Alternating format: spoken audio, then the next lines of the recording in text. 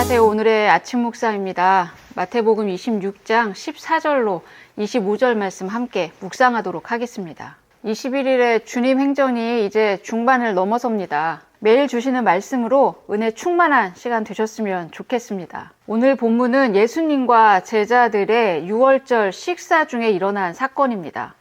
우리가 잘 아는 대로 마지막 만찬 시간입니다. 이 시간에 지금 긴장감이 감돕니다. 예수님은 예루살렘에 들어오시기 전부터 자신이 고난당하고 죽을 것을 말씀해 오셨습니다. 제자들의 입장에서는 천청병력 같은 말씀이 아닐 수 없습니다. 그런데 6월절 식사 시간에 좀 그 긴장감을 풀어주시나 했지만 예수님은 갑자기 더 어려운 말씀을 하시네요. 오늘 본문 21절이 이렇게 되어 있어요. 그들이 먹을 때에 이르시되 내가 진실로 너희에게 이르노니 너희 중에 한 사람이 나를 팔리라. 다른 말씀도 아니고 예수님을 배반하는 자가 있다고 말씀하십니다. 이 말씀을 듣는 제자들이 서로를 의심하는 의심의 눈초리가 식탁을 가득 메웁니다. 지금 예수님과 함께하는 사람들은 누구입니까? 네, 예수님이 불러서 제자 삼으신 예수님의 제자들입니다. 예수님의 모든 사역 옆에 좌우로 스포트라이트 받고 있던 사람들입니다. 그런데 다른 사람도 아닌 예수님의 제자들 중에서 예수님을 배반할 자가 있다고 말씀하시니 얼마나 놀랍고 또 어려운 말씀입니까? 그렇지 않아도 향유 옥합 깨트렸던 그 여인을 두둔하고 그 아까운 향유를 허비할 때부터 제자들의 마음은 무거웠습니다. 사실 제자들도 그 여인의 행위에 분노했었죠. 요한은 가론 유다가 이 상황에서 얼마나 분개했는지를 그 정황을 기록해 두기까지 했습니다. 그 향유를 깨트리는 여인의 행동을 보면서 분개했죠. 향유를 팔아 가난한 사람들을 돕는 것이 더 좋은 일이라고 말하죠. 그러나 유다의 마음은 좋은 일보다 향유판 돈을 착복하고 싶은 탐심이 더 컸던 것 같습니다. 그는 향유의 가치를 생각하니 예수님이 말씀하시는 좋은 일보다 그 가치가 허비되는 것이 아까웠을 뿐입니다. 예수님은 유다의 발언을 뒤로하고 향유를 깨트린 그 여인을 높이며 예수님의 장사를 예비하게 준비하도록 허락하시죠. 전지적 유다의 시점으로 보면 이 순간 유다는 예수님에게 배신감을 느꼈는지도 모릅니다. 3년 동안 동고동락하며 따라다녔던 예수님이 어쩌면 내가 생각하는 그런 메시아가 아닐지도 몰라. 이런 생각이 유다의 마음을 차갑게 식게 만든 것 같습니다.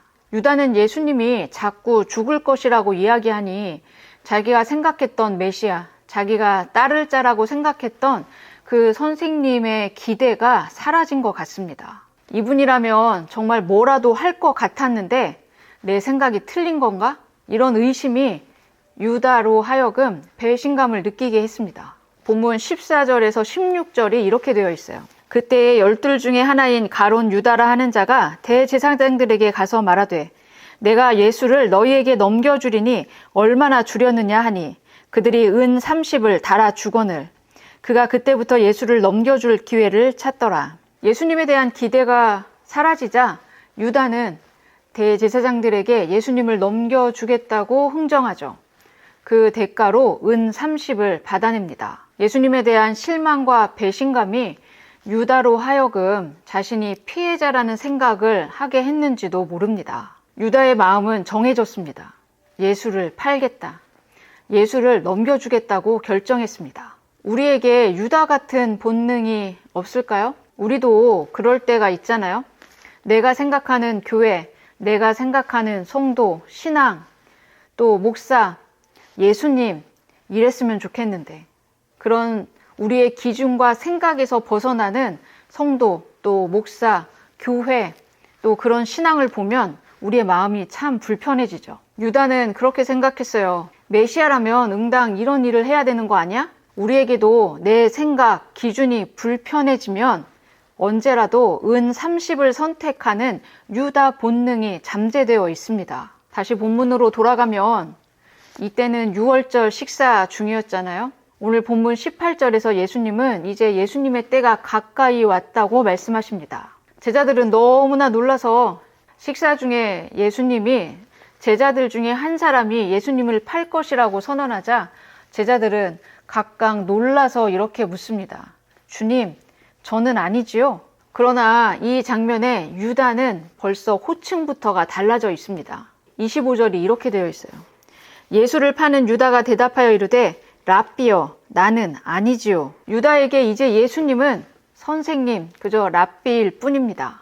그의 마음은 이미 싸늘해져 버렸습니다. 모든 것을 버리고 예수님을 쫓았고 따라왔던 제자의 삶은 이제 은 30으로 바뀌어 버렸습니다.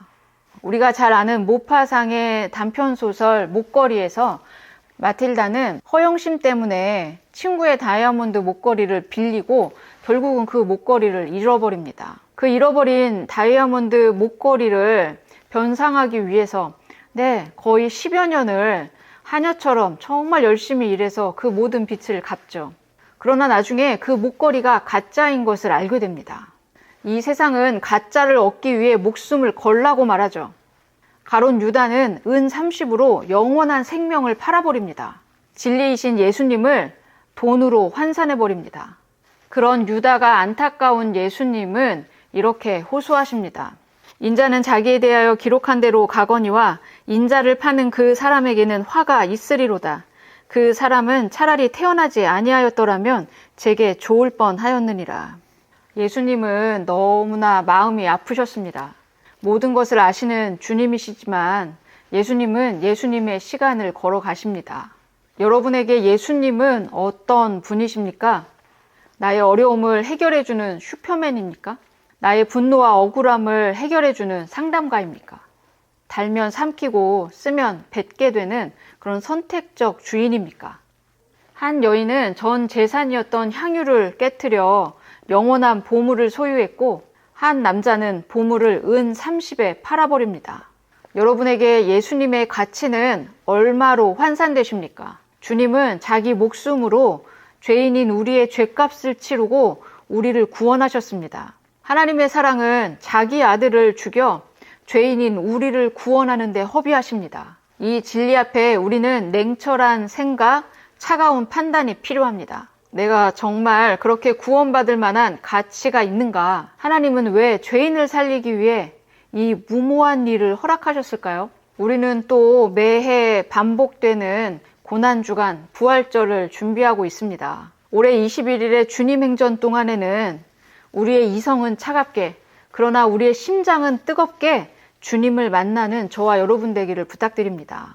이 세상 속에서 분주히 살다가 그 보물이신 주님을 잃어버리는 자가 되지 말고 진리이신 예수님을 발견하고 전 재산을 팔아서라도 보물을 소유하는 그 뜨거운 열정이 회복되고 유지되기를 부탁드립니다.